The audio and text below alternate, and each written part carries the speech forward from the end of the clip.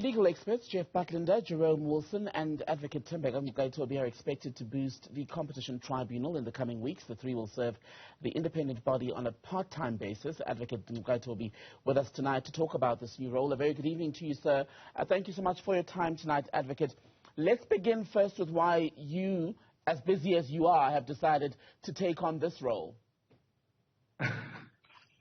I think that because I think that there is a contribution I can make to the development of the jurisprudence of the Competition Tribunal. I think in relation to the other work that I have to do, the philosophy I've adopted in this is that you have to give up certain things in order to make progress. So there is a lot of work that I will give up because I can't be in two places at the same time. So that's a personal decision, but it's also a professional one too. If I don't accept the invitation, who should? Mm-hmm. And I'm interested just on that score, the level of sacrifice now professionally that you'll have to make, and issues around jurisprudence on the issues and the work of the Competition Tribunal. Locate the institution and its importance, the tribunal, in a democratic South Africa in the framework of the law and accountability. That's an excellent question. Thank you. It's really brilliant. I think the starting point is to understand the constitutional framework, and particularly one of the most important sections in the Constitution is Section 9, which is the section that instructs the government to take steps towards the achievement of equality. And one of the elements of inequality that we inherited from apartheid was economic inequality and economic exclusion and concentration of wealth in the hands of the few. And we have struggled as a country for the last 30 years to reform the economic institutions so as to make them more inclusive. And one of the instruments that have been established by law is the competition system. And I call it a system because it's not just the tribunal. It also incorporates the Competition Commission, the tribunal, of course, and the Competition Appeal Court. Its primary function, and I accept that this may be debatable, its primary function, and that's certainly how I perceive my role as a member of the tribunal, is to advance the project of economic inclusion as mandated by Section 9 of the Constitution. The way it does so is then set out in the framework called the Competition Act. And what that act really is about, it's about primarily three things. First is the regulation of mergers.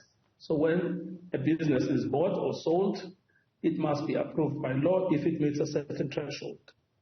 And there is a unique element to our merger system, which is that when a merger regulator, either the Commission or the Tribunal or the CAC, the Competition Appeal Court, evaluates a merger, unlike in the past and unlike in Europe and in Canada and in America, where it only looks at black letter law, in South Africa, it must also look at the public interest. It must look at entry by previously disadvantaged persons into the economy.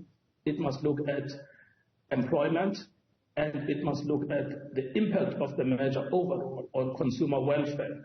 Those are revolutionary aspects of our system that have come through because of this act. Right. And then the second thing that it does outside of merger control is to regulate what is loosely called dominance. And it uses the concept of abuse of dominance. So big firms that are dominant in particular industries may not abuse that dominance. And there are many ways of abusing the dominance. One is to increase prices. The other is to put artificial terms of trade.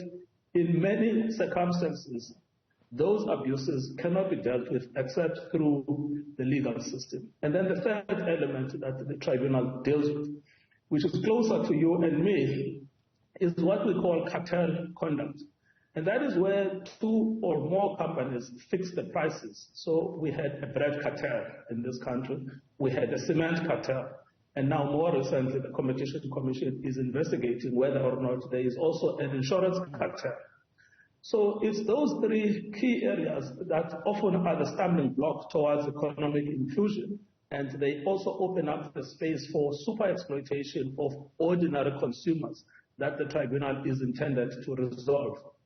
How much clearer have we become, do you think, as a country about where anti-competitive behavior becomes criminal? Because there is a frustration in society whenever we hear about the penalties, for example, and the language that is used to describe what companies are often found to have done, people saying that when you speak about anti-competitive behavior, collusion, it's not strong enough to describe what is very often deliberate acts which are meant to disadvantage an ordinary member of society or even smaller companies trying to break through in these markets. Yes, I mean, criminal law is a very complicated branch of our law. And when you combine it with another equally complicated branch, which is competition law, then it obviously becomes very, very difficult. But insofar as whether the policy is clear or not, I think the policy is pretty clear. If you are involved in cartel behavior under Section 4 of the Competition Act, that also amounts to a crime. But the problem, Tembeka, is that to prove a crime is a very difficult thing because you have to go into the element of subjective intention. And secondly, to prove an economic crime is even more complicated because many of these cartel instances are covered in multiple strategies of deception. And so when we are going to discuss the increase in the price of bread or discuss the increase in the price of water or whatever product is sold, you don't do so in an open room. You do so in different ways that are intended to disguise the true effect. And our institutions that are purely criminal in their scope of investigation, whether it is the National Prosecuting Authority or it is the Hawks or any of those institutions, let's face it, are simply not equipped to actually investigate economic crimes or commercial crimes. They struggle even to investigate personal offenses, murder, rape, all of those typical offenses. They struggle with resources, they struggle with technical training, they struggle with skills.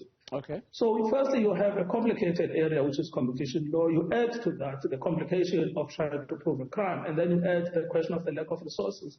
And so that's why there is a mismatch between what the law promises, because there was at the time a lot of excitement in the public about the idea that cartel conduct has been criminalized. But there is justified disappointment that no one has been found guilty. Briefly, if we can, because I am being told that we need to wrap up our conversation, your appointment will run for a period of 6 months, right? How much time does that give you to make a significant contribution to dismantling some of the networks which you've just described?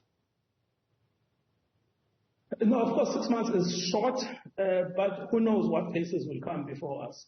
And also, I'm not going to be sitting alone. I'll be sitting with 2 other people. Every time the tribunal sits, it sits as 3. And to make it clear, I mean, I see my role as contributing to the overall work of the tribunal that it has already been doing since its establishment, the work of confronting these kind of abuses and these kinds of cartel conduct.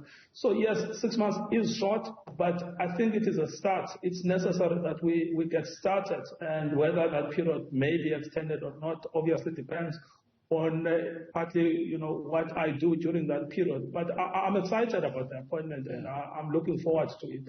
I haven't been this excited about legal work in a long time, so that's a positive thing.